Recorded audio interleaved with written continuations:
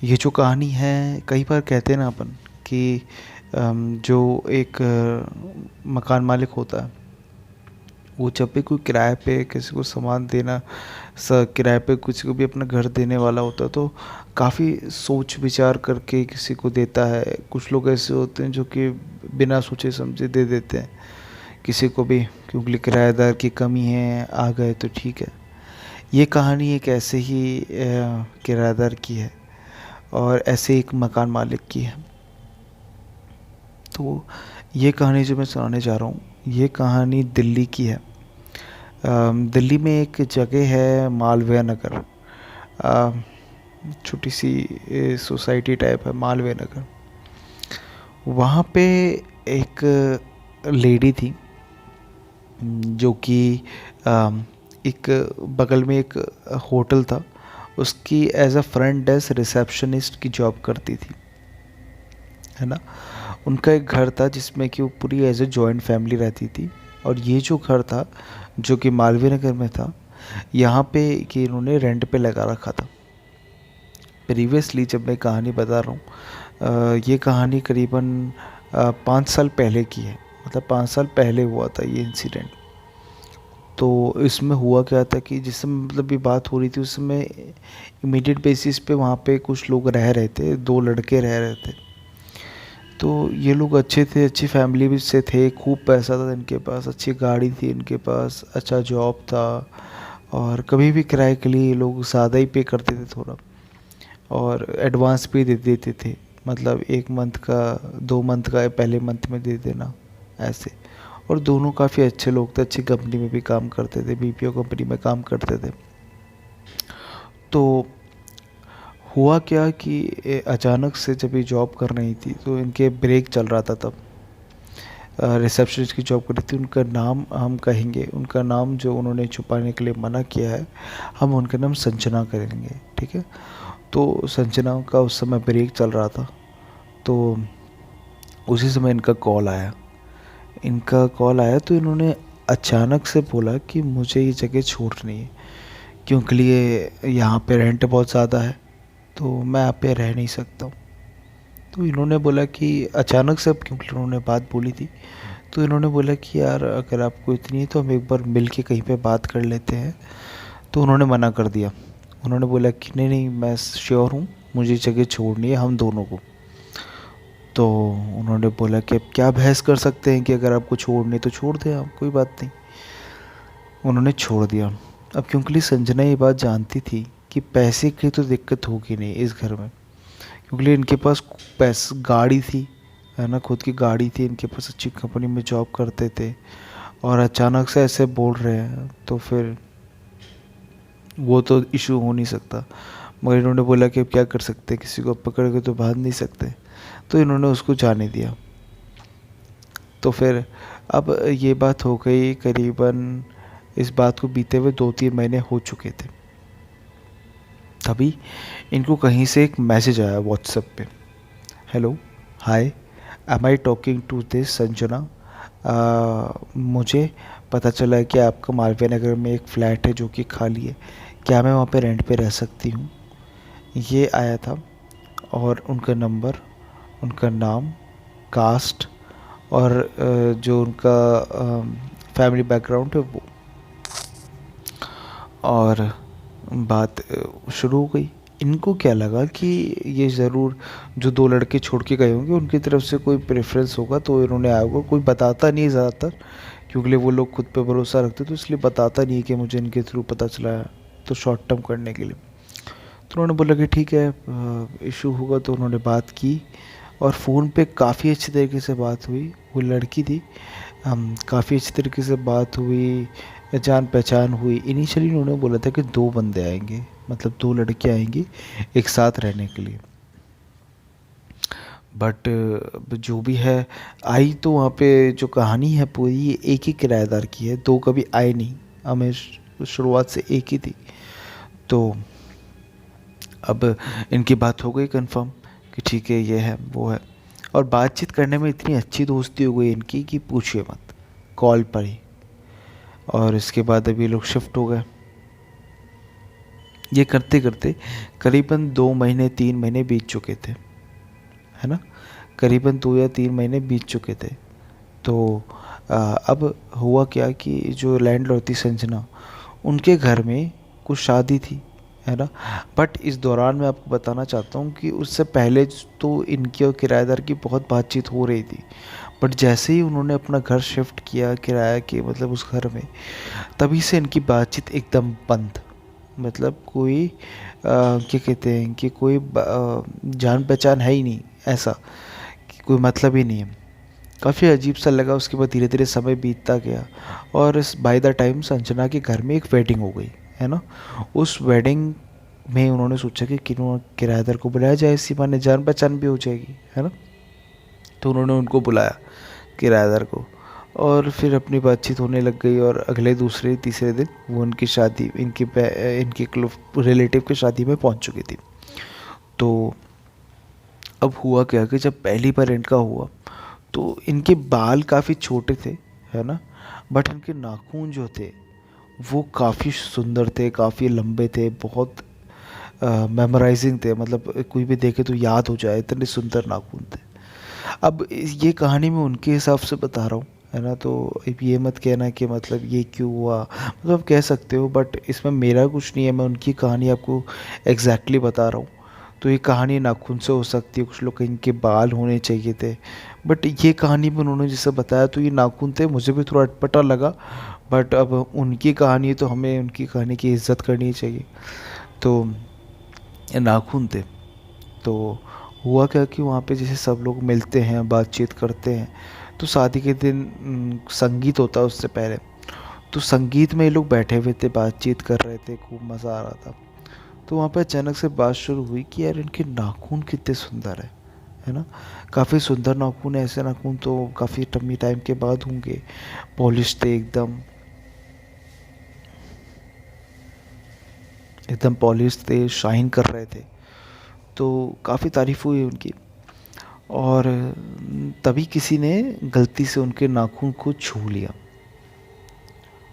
तो अचानक से उनका जो चेहरे का भाव है वो एकदम बदल गया, है ना। एकदम बदल गया और गुस्से में आ गई थी। बट तभी किसी और ने बीच में बोला तो उनका ध्यान भटक भटक गया था, जैसे कि उन्होंने मुझे बताया। तो ऐसे करते करते अगला दिन शुरू हो गया। अगले दिन में क्या हुआ कि इनकी जो कोई बच्ची थी छोटी सी, उन्होंने गलती से इनके नाखून को जो छेड़ रही थी, कुछ किया उन्होंने, और उनके हाथ में बहुत ज़ोर से कुछ चोट लग गई। हल्की सी लगी थी, बट क्योंकि लिए वो अपने नाखून के लिए बहुत कॉन्शियस थी तो उनके लिए बहुत बड़ी बात हो गई थी। कोई बच्ची देख रही थी, उनका हाथ नाखून देख रही थी। तो गुस्सा हो गए, उन्होंने उस लड़की को इतनी बुरी तरीके से डांटा, और डांटते डांटते उनको पता भी नहीं चला, उन्होंने उसको मारना शुरू कर दिया। उसका हाथ पूरा मरोड़ दिया, है ना। उसके बाल खींचने लगी, वो रोने लगी।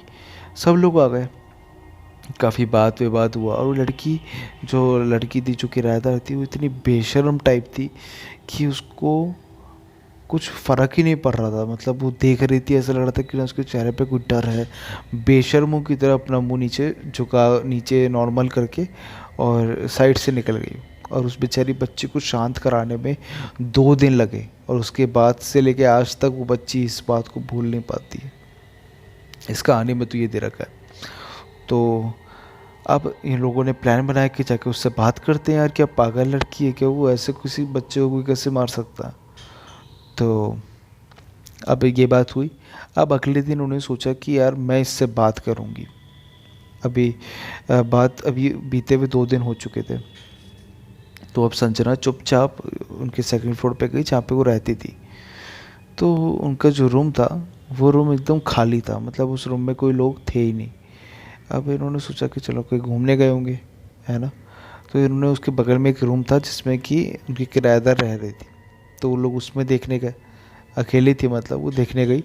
तो वहाँ पे कोई भी नहीं था, उस रूम में कोई भी नहीं था। तो उन्होंने सोचा कि यही मौका है, इसके रूम को चेक किया जाए, ये है क्या, इतना ज़्यादा कोई कैसे रह सकता है। मतलब समझ नहीं आया उसको, काफ़ी अजीब सा लग रहा था। और वो जब उस रूम में घुसी तो उस रूम में उनको काफ़ी नेगेटिव, कहते हैं ना कि अजीब सा घुटन टाइप वो एहसास हुआ था। वो मैं नहीं बता सकता, वो उनको काफ़ी तगड़ा तरीके से महसूस हुआ था। तो उन्होंने क्या किया कि उनका पर्स पड़ा था, उसको चेक करने लगी। तो जब उस पर्स को चेक किया तो उस पर्स में काफ़ी अजीब अजीब सी चीज़ें मिलने लगी। कुछ नींबू, है ना, कुछ सूखे मिर्ची जो होते हैं ना, सूखा मिर्ची होता है लाल कलर का, वो था, है ना। एक धागा जैसा था, काला कलर का धागा था। और कुछ नाखून के टुकड़े पड़े थे, मतलब जिस कुछ लोग अपने नाखून काट देते हैं ना, तो वो वाले नाखून के टुकड़े गुच्छे पड़े हुए थे। तो उसको देख के काफ़ी लगा, उसको लगा कि यार ये कुछ अजीब सा है, मतलब जादू टोना टाइप। वो समझ गई, वो हो गई पसीने पसीने, पूरा पसीने पसीने हो गई। वो सीढ़ी से गई, उस सब चीज़ों को वैसे ही रखा और वहाँ से सीढ़ी से होके अपने नीचे आ गई। अब फर्स्ट फ्लोर पे इनकी दोस्त रहती थी, उससे इन्होंने बस बातचीत की, ये बातें डिस्कस नहीं की इन्होंने, है ना। फिर इन्होंने सोचा कि बातें डिस्कस करनी नहीं चाहिए अभी, जब तक इनको कंफर्म नहीं है। तो इन्होंने 2-3 दिन वो बीत जाने दिए। अब हुआ क्या कि इन्होंने सोचा कि मैं इनसे खुद बात करूँगी, जिसके किराएदार थी उनसे ये खुद बात करेंगी कि बात है क्या। तो इनको पता चला कि वो लड़की जो है, किसी से पूछा इन्होंने जो वहाँ पे रहती थी, जो शादी के दौरान वहाँ पे रुकी हुई थी, तो उन्होंने बोला कि वो भी छत पे है ना, छत पे वेट कर रही है। तो आ, ये जो थी, ये चुपचाप उनसे मिलने गई उनके छत, अपने छत पे। तो इन्होंने क्या देखा कि जो लड़की है वो ज़मीन पे बैठी हुई है ना। उसने कुछ नहीं पहन रखा, है ना। आ, कुछ पहन नहीं रखा, मतलब मेरे कहने का मतलब है कि उन्होंने मतलब जो तैयार कुछ अच्छे कपड़े होते हैं ना, वैसे कुछ भी नहीं पहन रखा था। जो नहाते समय एक लड़की जो तौलिया लपेटती है ना, मतलब ऊपर से तौलिया लपेट देती है नहाने से पहले, वो तौलिया लपेटा हुआ था और ऊपर छत पे बैठी हुई थी। और ये जो समय की मैं बात बता रहा हूँ, वो शादी थी करीबन जनवरी की, जनवरी के आसपास की थी। उस समय तगड़ी ठंड पड़ रही थी, तगड़ी। और उसमें वो लड़की उस गाउन में आधी भीगी हुई रोड छत पे बैठी हुई थी और अपने नाखूनों को जो है वो चाँद की रोशनी में बस देखे जा रही थी, बस देखे जा रही थी, है ना। शुरुआत में जब इन्होंने दूर से देखा तो इनको काफ़ी डर लगा, क्योंकि ये इतनी ठंड के समय जहाँ पे हर जगह इनको ठंड लग रही थी, उस जगह जहाँ पे वो लड़की बैठी हुई थी वहाँ से बहुत गर्माहट उनको आ रही थी। तो उनको देखने में और महसूस करने में एकदम डर रही थी बुरी तरीके से। तो ये वहाँ पे पहुँची तो इन्होंने देखा कि उस लड़की की जो नाखून है वो आ, जो खूबसूरत दिख रहे थे वो असल में थे ही नहीं। मतलब उनकी नाखून एकदम बड़े, हाथ एकदम फटा फटा, है ना। ऐसा लग रहा था जैसे कि कितने समय से सूखा है। और उस नाखून को वो चाट रही थी, मतलब अपने जीभ से चाट रही थी। और उनकी जीभ इतनी लंबी कि पूरा हाथ लपेट ले, ऐसा लंबा जीभ। वो समझ गई थी कि ये कोई इंसान नहीं है, या तो इसमें कोई आत्मा है और या तो ये चुड़ैल है। और क्योंकि उस लड़की को पता नहीं था कि कोई उसको ये काम करते हुए देख रहा है। और ऐसे करते करते समय बीता। अब इसने जाके नीचे अपने माँ बाप को बता दिया। माँ बाप ने पंडित को बुलाया, है ना। अब बाय द टाइम ये जो किराएदार थी जो छत पे थी, इसको तो एहसास हुआ ही नहीं कि कोई इसको आ गया देख लिया किसी ने। तो काफ़ी पंडित आए घर में, अचानक से 10-15 लोग आए। और ये जो पंडित की कहानी है इसकी भी छोटी सी है। असल में ये पंडित जो है ये इनकी फैमिली के किसी रिलेटिव के जान पहचान में थे। तो इन्होंने उनको बुलाया, तो वो आए थे और उनके साथ 4-5 लोग थे, करीबन हट्टे कट्टे लोग थे। एक पुजारी में करीबन 2 हट्टे कट्टे आदमियों के साइज़ के पुजारी थे वो, मतलब देखने में लग रहे थे कि वो किसी इरादे से आए हैं, ऐसा लग रहा था। तो वो शायद समझ चुके थे। और जैसे ही उनके जो मेन पंडित थे वो जैसे घर में घुसे तो उन्होंने क्या कहा कि मैं यहीं पे रहता हूँ और तुम 4-5 लोगों को घर के अंदर भेजा और बोले कि उसको लेके आओ। अब बाय द टाइम मैं आपको बताता हूँ, जो सुन के आपको काफ़ी गुस्सा आएगा।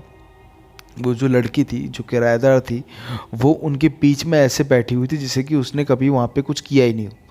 उस बेवकूफ़ लड़की ने उसी उसी जगह पे उस लड़की के साथ बदतमीज़ी की थी। और जिस जगह पे अगर हम में से कोई भी होता तो कभी ज़िंदगी में वहाँ पे बैठता नहीं, और वहाँ पे वो बेशर्मों की तरह बैठी हुई थी।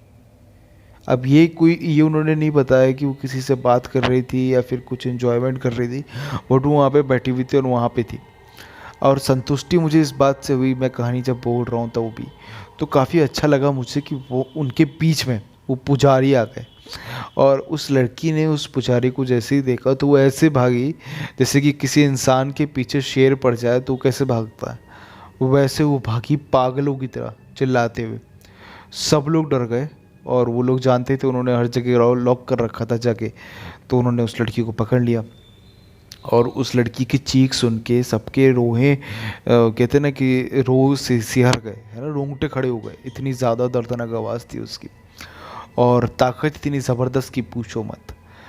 तो उस समय क्या हुआ कि उन सब लोगों ने उस लड़की को लेके अपना रास्ता नाप लिया, मतलब वो लोग चले गए उस लड़की को लेके, ज़्यादा कुछ नहीं बताया।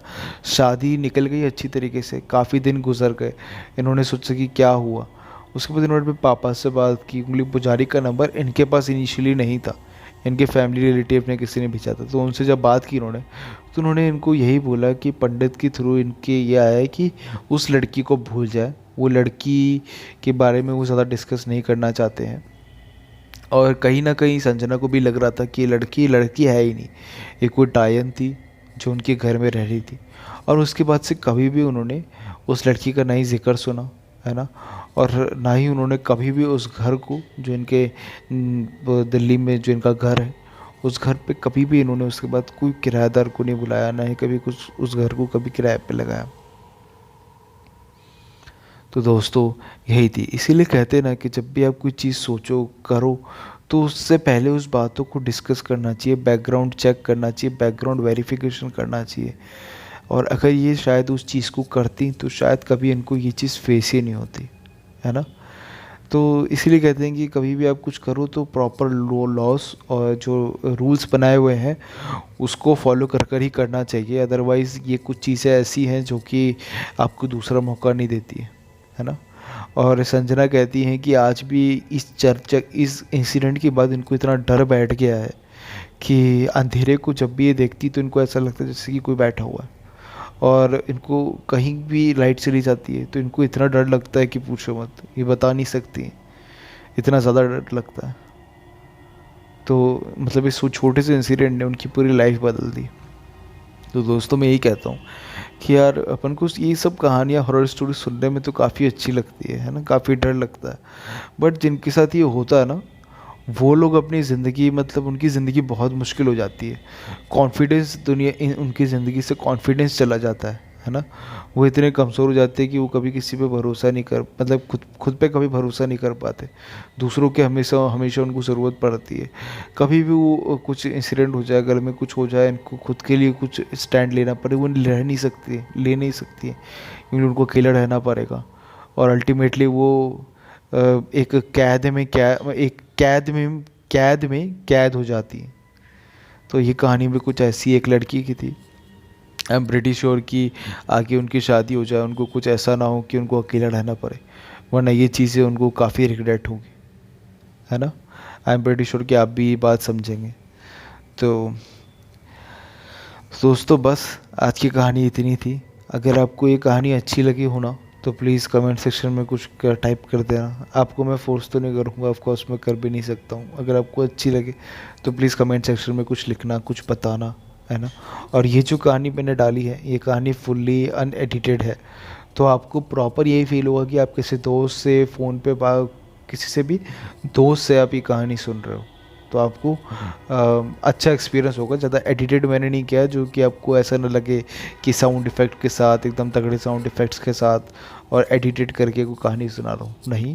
बट आपको प्रॉपर आवाज़ आएगी, प्रॉपर हर चीज़ लगेगी, बट एक इन्वायरमेंट मैंने ऐसे क्रिएट किया है जिससे कि आपको फील काफ़ी अच्छा होगा। क्योंकि ये चीज़ मैंने खुद फील किया, मैं भी हॉरर स्टोरीज़ अपनी दादी नानी से सुनता था तो मुझे काफ़ी तभी अच्छा लगता था। और जब कोई तैयारी करके सुनाता था ना मुझे, तो मुझे साफ लग जाता था कि ये झूठ कहानी है। तो बस यही मैंने कोशिश की है और आई एम प्रीटी श्योर कि आपको इस कहानी को सुन के मज़ा आया, है ना दोस्तों। अब वापस लौटूंगा एक ऐसी सच्ची डरावनी कहानी के साथ, और तब तक के लिए मेरे चैनल को सब्सक्राइब करें, लाइक करें और just do whatever you want. Bye.